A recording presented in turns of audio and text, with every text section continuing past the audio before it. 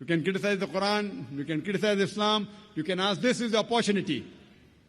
Please come up on the microphone and have the doubt cleared. This is the opportunity. And there you've heard it from the man himself. So, your name and occupation, please. My name is Ramakrishnan. I'm a software engineer. I have two questions for you. The first is, what does Islam say about donating organs after death? Is it okay or is it prohibited? Second question is, what does Islam say about atheists? That's it. The brother has two questions. I think non-Muslims are one they're asking to, no problem. The first question is, what does Islam say about donating organs? Second question is about atheists. As far as the first question is concerned, what does Islam say about donating organs? There's no direct verse in the Quran or any Sahih Hadith which says whether organs can be donated or not. But there are various conferences that have held in Saudi Arabia and Malaysia and various different parts of the world.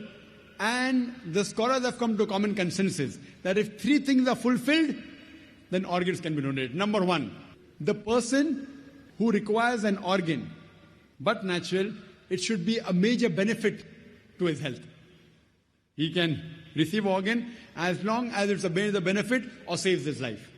Point number two, the person donating the organ, after he donates the organ, it should not be a major loss to his health. For example, if I donate my heart, I will die. So I can't donate my heart. But the doctors say that out of 2 kidneys present, a person can even survive with 1 kidney.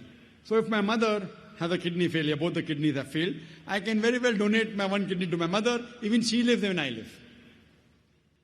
But naturally, after a person dies, if he wants to donate any other organ, that is permissible. But if he's alive, he should not donate any part of the body which will cause a major damage to his health or a loss of life. And the third criteria is, it should not be for money. No one should sell organ. If all these 3 conditions are fulfilled, then organ donation very well can be done. As far as the second question is concerned, what does Islam have to say about atheists? As far as I'm concerned, whenever I meet an atheist, are you an atheist, brother? He said no. Whenever I meet an atheist, the first thing I do is I congratulate that atheist. People may wonder that why is Zakir congratulating atheists? The reason I'm congratulating atheists is because most of the human beings, they usually do blind belief. He is a Hindu because father is Hindu. He is a Christian, father is a Christian. Many Muslims are Muslim because father is a Muslim. Now this atheist, he's thinking. He may be coming from a religious background. His father may be pious. But he does not believe that how can there be a God who requires to eat, a God who can die, a God who can lie. So the reason I congratulate the atheist is because he has said the first part of the Islamic Shahada, Islamic creed, La ilaha, that there is no God. The only thing I have to do is illallah, but Allah, which I shall do inshallah. So half my job is done. To a non-Muslim who believes in some other God, first I have to prove to him that the God he's worshipping is wrong.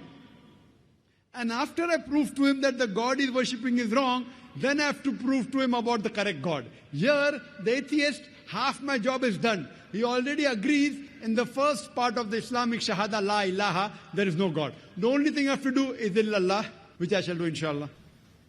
The first question asked to the atheist is that, what is the definition of God? If anyone says there is no God, to say there is no God, he should know the definition of God. If he does not know the definition of God, he cannot say there is no God. For example, if I say this is a pen, is this a pen? No. It's a book. To say this is not a pen, you should know the definition of pen. Some people say, no, Zakir, I know this is a book, so I can say it's not a pen. I said, no.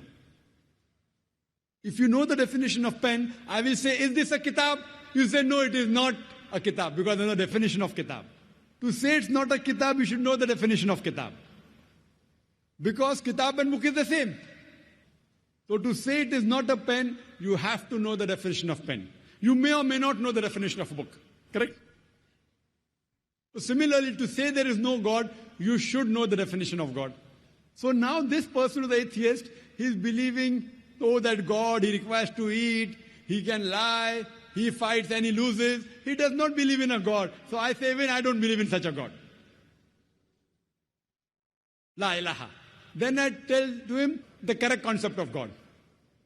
And the correct concept of God is mentioned Surah Ikhlas, chapter number 112, verse number 1 to 4, which I shall discuss in the last day of the conference, inshallah. And that is on 20th of January. So what he's doing, he is rejecting the false God. Then I ask the question to the atheist, that if suppose there is equipment which is brought in front of you, who no one in the world has ever seen, no one knows about it. And if I ask the question, that who will be the first person who will be able to tell you the mechanism of that equipment? The atheist will tell. The first person who will tell the mechanism of this equipment, who no one in the world has seen, it is the creator. Some may say the manufacturer. Some may say the inventor. Some will say the person who has made it, maker. He may say creator, maker, inventor, manufacturer. Whatever he says, it will be somewhat similar. Don't grapple with the words. What he says, accept it. Then ask him. Then repeat the lecture which I gave, which I don't intend repeating, that how did the universe come into existence? So he will tell about the Big Bang.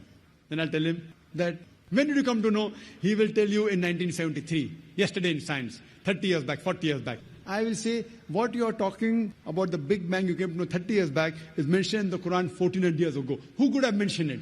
He will say, maybe it's a fluke. Don't argue with him. Continue. What is the shape of the earth? He will tell you, previously people thought it's flat, now we know it's spherical. When did you come to know? He will tell you 1577, when Sir Francis Drake sailed around the earth. Then 300 years back, 400 years back, 450 years back. The Quran mentions 14 years ago. Who could have mentioned it? He will say, oh, maybe your Prophet Muhammad, peace be upon him, he was an intelligent man. Don't argue, continue.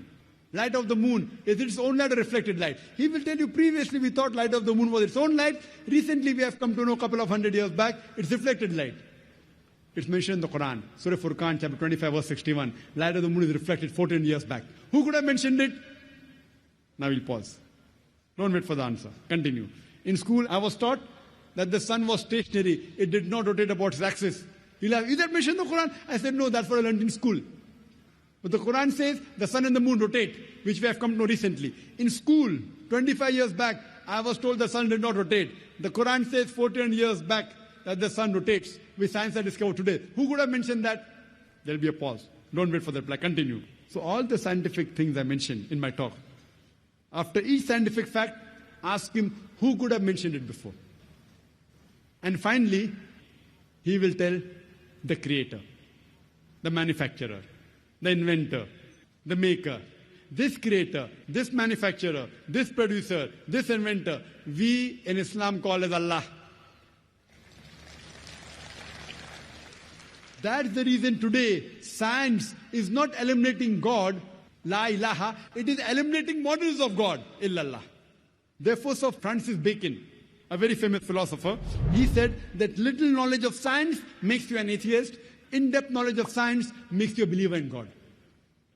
So, with this help of this lecture, Quran Modern Science, you can prove the existence of God scientifically. Hope that answers the question.